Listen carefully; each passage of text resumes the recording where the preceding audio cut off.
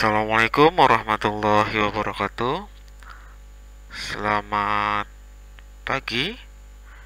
Eh, Dalam pembelajaran kali ini, kita akan coba untuk setup perusahaan yang dilakukan oleh aplikasi Accurate. Kebetulan soal yang digunakan yaitu adalah soal PT Cemerlang untuk perusahaan dagang. Oke, sebelum lanjut, jangan lupa di like and subscribe channel saya ya. Oke, dilanjut. Untuk mengetahui soalnya, silahkan kalian buka blog saya. Ini alamat blognya, http://giraldikomputerAkuntansi.blogspot.com ya. Di sini saya sudah memasukkan soal PT Cemerlang dan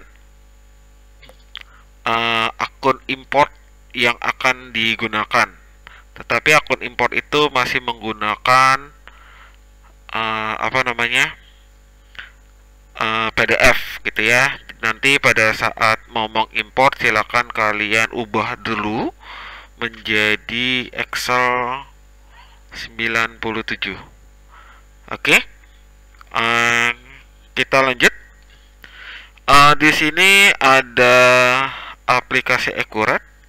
Ya, silakan buka aplikasi Accurate-nya. Bagi yang belum terinstall aplikasi Accurate, silakan lihat bagaimana cara menginstal aplikasi Accurate di video saya sebelumnya. Ya. Ini adalah menu utama dari Accurate.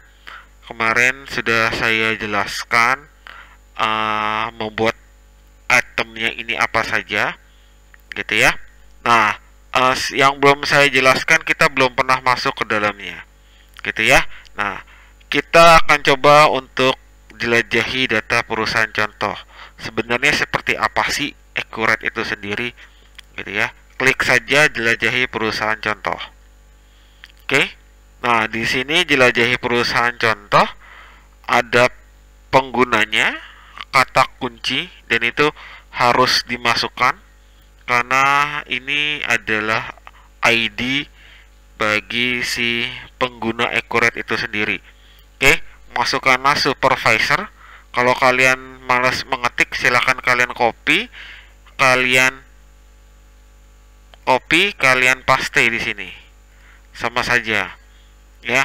Di sini bisa kalian tulisnya huruf besar, huruf kecil, nggak masalah. Accurate bisa membaca. Nah, yang Accurate tidak bisa membaca jika tulisannya ini alay, guys. Ya. Ada macam-macam. Misalnya S-nya itu berubah jadi 5 ya. Lalu U, P, E-nya itu berubah jadi huruf apa, O-nya berubah jadi huruf 0 dan lain sebagainya. Maka dia tidak terbaca gitu. Jadi kalau misalnya tulisannya supervisor benar-benar kata tidak digabung dengan huruf, dia nggak mau. Kalau sudah, klik OK. Oke, kita tunggu. Lagi loading. Oke, nah di sini supervisor Accurate ini sendiri ya terhubung dengan internet ya. Misalnya tidak terhubung dengan internet nih, Google nih, tiba-tiba saya timbul Google, berarti koneksi internet kalian di PC kalian maupun di laptop kalian tidak terhubung, gitu ya. Nah, enaknya dia modelnya sama seperti Google, Mozilla dan lain sebagainya ya. Setiap kita membuka sesuatu dia akan timbul tab di sebelahnya. Nanti panjang, jadi kita misalnya mau ngambil tinggal klik saja. Nah, di sini ada pengingat. Pengingat ini memberitahukan bahwa ada item-item yang harus dilakukan. Ada belum direkonsiliasi penerimaan penjualan, berarti belum dicocokkan. Nah, di sini untuk accurate itu untuk simpelnya atau perusahaan contoh di sini dia terdiri dari 3 mata uang. IDR itu adalah Indonesian Dollar Rupiah, SGR Singapura, USD adalah Amerika. Oke. Lalu ada hutang jatuh tempo juga sama, ya, dibagi menjadi 3 mata uang, ya. Lalu yang belum pembayaran pembelian. Nah, ini harus diingat oleh accurate itu sendiri, ya. Berbeda dengan aplikasi-aplikasi yang lain, khususnya aplikasi yang kalian pelajari di kelas 11, ya, yaitu adalah Mayap. Mayap itu bisanya cuma 1 mata uang, gitu ya. Sedangkan accurate ini bisa lebih dari 1 mata uang. Oke. Di close nggak masalah, ya. Lalu kita lihat ada buku besar, ya, ada kas, ada persediaan, ada penjualan, ada pembelian, aset tetap, dan lain sebagainya, sampai e-faktur. Nah, ini e-faktur sekarang wajib bagi perusahaan, gitu ya. Nah, selanjutnya, ya, kita klik dulu buku besar, ya. Di buku besar ini enaknya berbeda dengan aplikasi komputer yang lain, gitu ya. Dia ada alurnya, ya. Jadi untuk laporan keuangan harus lihat dari bukti transaksi. Bukti transaksi akan melahirkan laporan keuangan, gitu ya. Begitu juga dengan daftar akun, dia daftar akun tersendiri, ya, dia daftar hubung. Lalu mata uang dan informasi perusahaan ini saling berhubungan. Lalu ada item proses akhir bulan. Proses akhir bulan ini digunakan adalah untuk mengotomatisasikan penyusutan yang dilakukan oleh perusahaan. Jadi kita sebagai pengguna accurate itu tidak usah menghitung kembali penyusutan yang terjadi di perusahaan. Jika kita menggunakan proses akhir bulan, secara otomatis dia akan menyusutkan seluruh aktiva tetap yang dimiliki oleh perusahaan, ya. Oke, ada kas bank.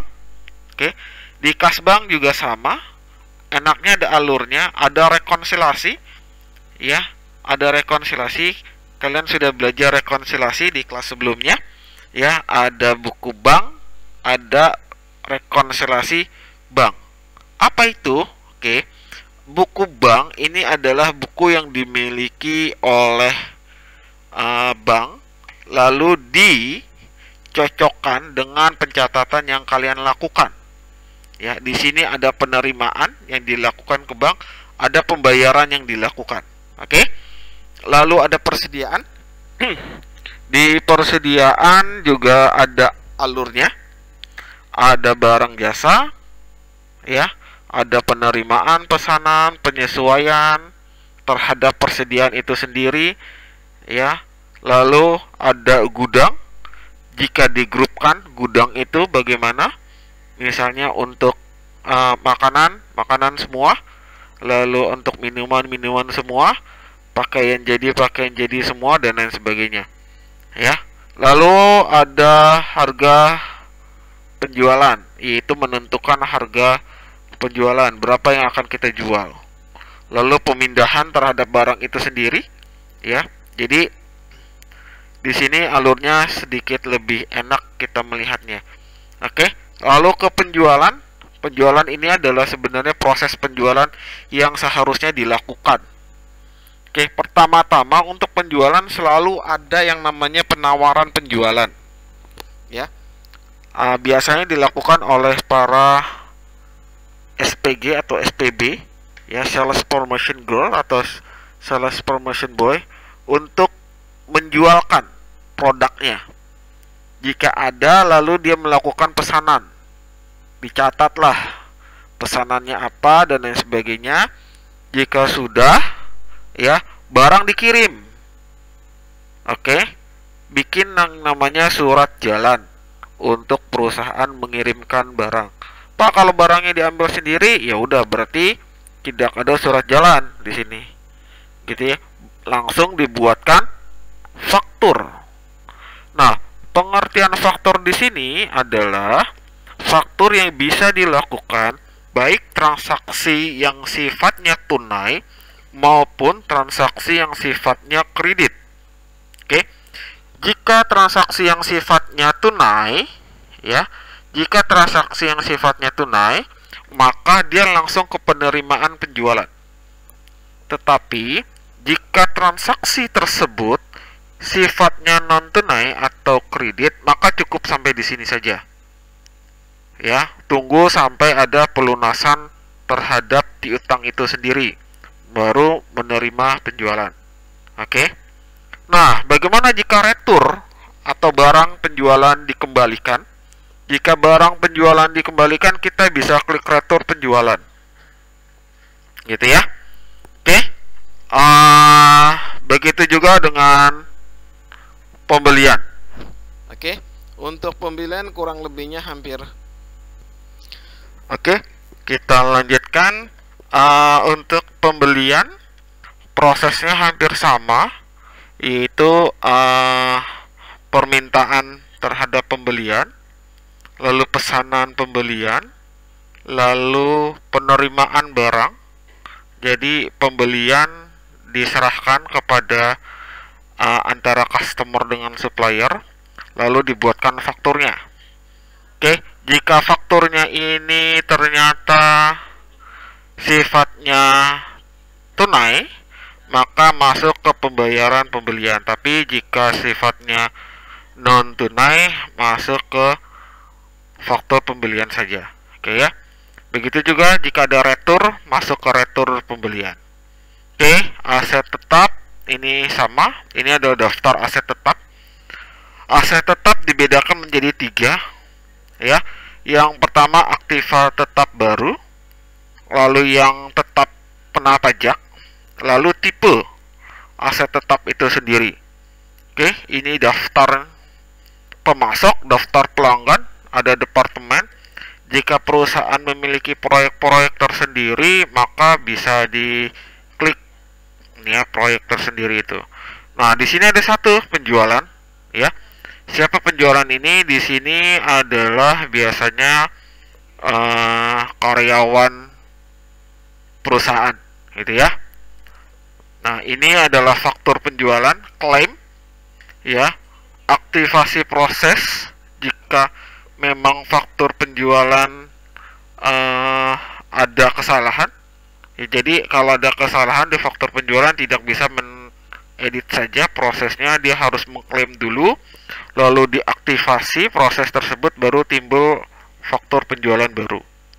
Oke, ini adalah proyek. Jika memang ada proyek, penyelesaian terhadap proyek, ya, ada bahan baku. Nah, ini biasanya akan kalian pelajari di akuntansi biaya, ya, atau di perusahaan-perusahaan manufaktur, gitu ya. Ada bahan baku, ada upah kerja, analisis harga kerja, proyek yang diinginkan apa, bahan baku yang terpakai berapa, lalu surveinya, pembayaran terhadap upah pegawai kerja dan lain sebagainya, baru masuk ke tagihan proyek.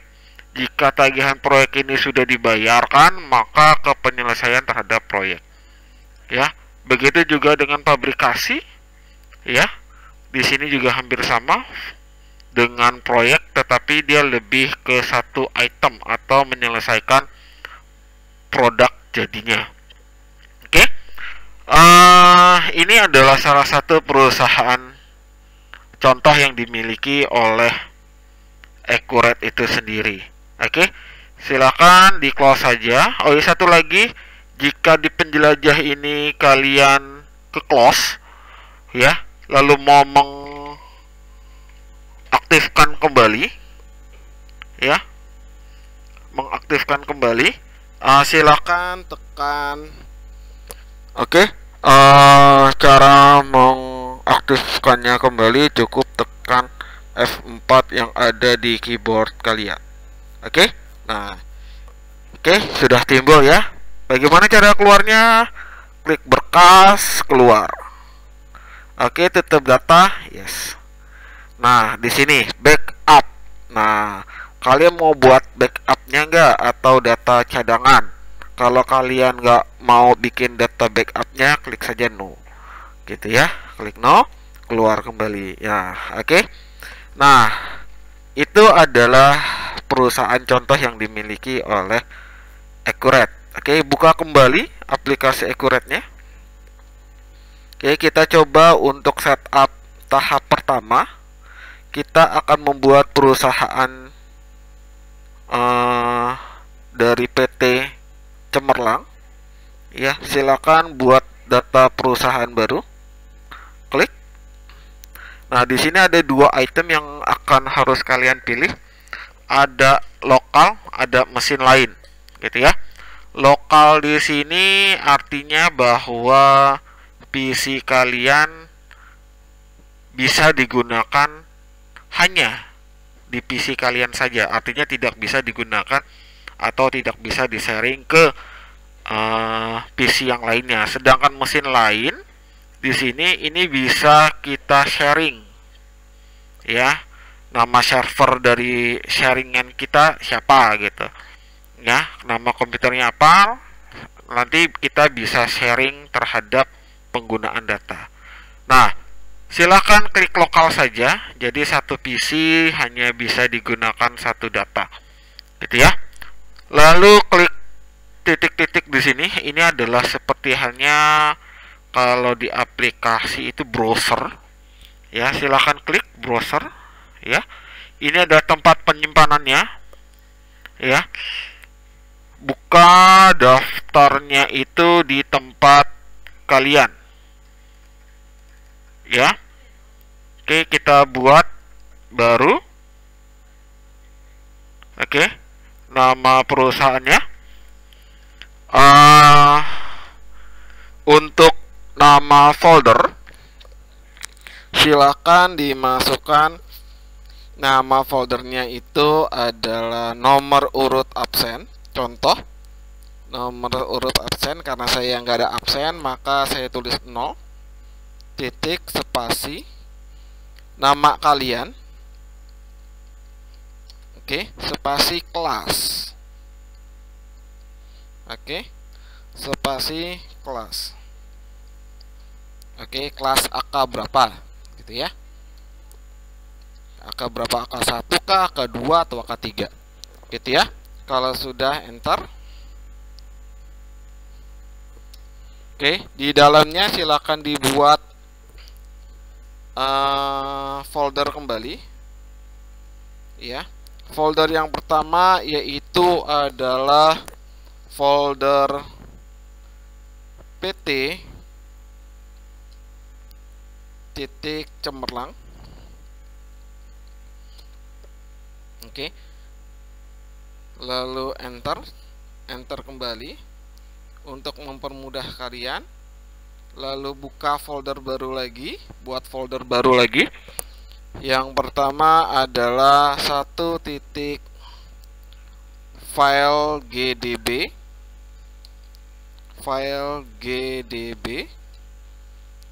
ya, spasi nomor urut absen dan nama. Oke, lalu bikin satu folder lagi di folder yang sama, yaitu 2 titik file import, spasi nomor urut absen, spasi nama kalian. Oke, lalu yang ketiga yaitu adalah file export, ya, spasi nomor urut dan nama kalian. Oke, sudah. Oke, untuk file Accurate itu dihaskan dengan file yang namanya GDB. Lihat, file tipe Accurate data yaitu adalah GDB. ya, maka file GDB ini dimasukkan, kita save ke file GDB. Nanti file import yang sudah kalian download di blog saya, silakan kalian ketik atau kalian ubah menjadi Excel, ya, save di file import. Oke, sedangkan file export, sedangkan untuk file export itu adalah untuk laporan-laporan keuangan, gitu ya. Kita buka file GDB-nya. Ya, kita baru beri nama file GDB-nya. Oke, masukkan yaitu adalah pertama nomor urut absen kalian, lalu nama perusahaannya PT Cemerlang,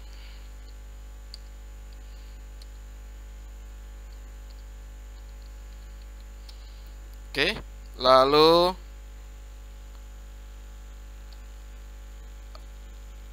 nama kalian dan kelas.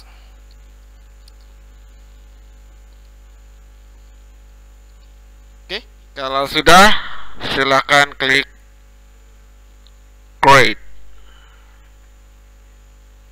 Oke, jika sudah klik OK. Oke, kita tunggu beberapa saat sampai dia full, ya.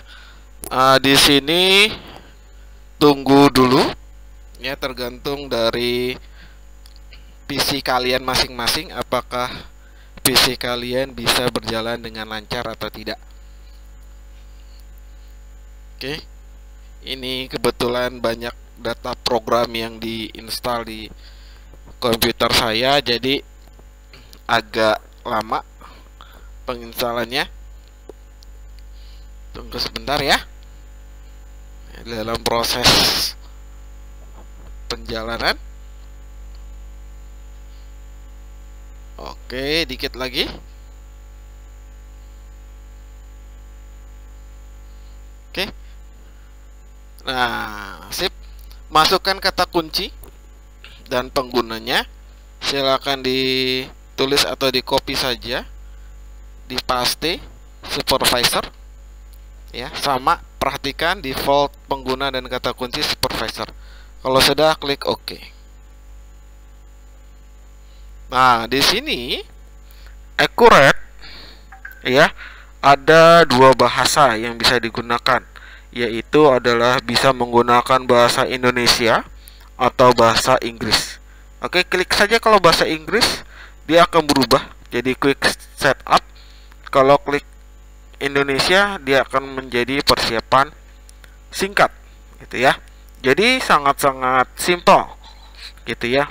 Tidak ada bahasa Arab di sini, ya. Jadi kalau kalian fasih dengan bahasa Arab, bahasa Prancis atau bahasa Korea, mohon maaf, untuk Accurate tidak melayani, hanya Indonesia dan Inggris saja, gitu ya. Kalau sudah, saya pilih aja bahasa Indonesia biar mempermudah pekerjaan. Klik Indonesia, kalau sudah klik lanjut. Oke, ada dua tahapan yang harus dilakukan. Oke, ada persiapan standar, ada persiapan mahir. Persiapan standar ini jika kita tidak memiliki akun importnya, kita akan menginput satu-satu. Tetapi kalau kita memiliki akun import yang ada di Excel, maka kita bisa gunakan persiapan mahir, gitu ya. Oke, klik persiapan mahir, kita lanjut. Oke, mata uang. Oke, step pertama, langkah pertama dari 20 langkah yang akan kita input yaitu adalah mata uang. Ya, apa saja sih sebenarnya langkah-langkahnya? Langkah-langkahnya banyak. Ya, ada 20 langkah di sini. Tetapi dari 20 langkah ini dibagi menjadi head langkah atau kepala langkahnya, yaitu ada mata uang, akun dan daftar lain, pelanggan, proyek dan departemen, persediaan, aktiva tetap, dan neraca percobaan. Oke. Jadi nanti kita akan memasuki step demi step yang ada, gitu ya. Kita cek dulu untuk mata uang, ya. Ada dua cara, ya. Bisa klik tambah, bisa langsung klik di sini. Oke, mata uang yang digunakan kebetulan untuk PT Cemerlang yaitu adalah rupiah. Maka silakan kalian tulis rupiah. Nama rupiah. Nilai tukar adalah 1. Artinya adalah 1 rupiah sama dengan 1 negara Indonesia. Oke, sekali lagi, rupiah adalah negaranya Indonesia, jangan diubah, ya. Simbol yang digunakan yaitu adalah Rp. Ada dua jenis simbol, ada IDR, ada Rp, tergantung kalian. Oke, kalau sudah mau membuka satu lagi, silakan enter ke bawah, nanti masukkan mata uangnya apa saja lagi. Oke. Kalau mau hapus, klik saja di sini, klik hapus. Atau klik kanan, hapus. Oke, itu cukup simpel. Oke ya. Jika sudah, klik lanjut. Oke, informasi perusahaan. Kita masukkan informasi perusahaan. Oke. Informasi perusahaan, masukkan nama perusahaannya. Siapa nama perusahaannya? Yaitu adalah PT Cemerlang. PT Cemerlang. Oke, spasi nomor absen kalian dan nama kalian. Lalu alamat Jalan Pahlawan Revolusi.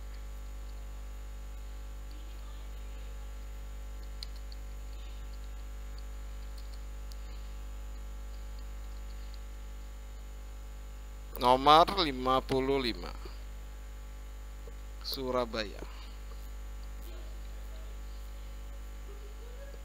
Tanggal tutup buku tanggal 30 bulan 11 2011. Oke, cukup 2 digit. Oke. Lalu di sini tahun fiskalnya 2011. Oke, periode defaultnya 6 bulan di tahun 2012. Oke. Peringatan dan lain sebagainya hiraukan. Jika sudah kalian isi, klik lanjut. Masuk ke tahap langkah ketiga dari 20 langkah. Ya, masukkan serial number. Ya, serial numbernya yaitu adalah 010 titik 123 titik 11, lalu NPWP 01 titik 308 titik 878 titik 5 strip 008 titik 000.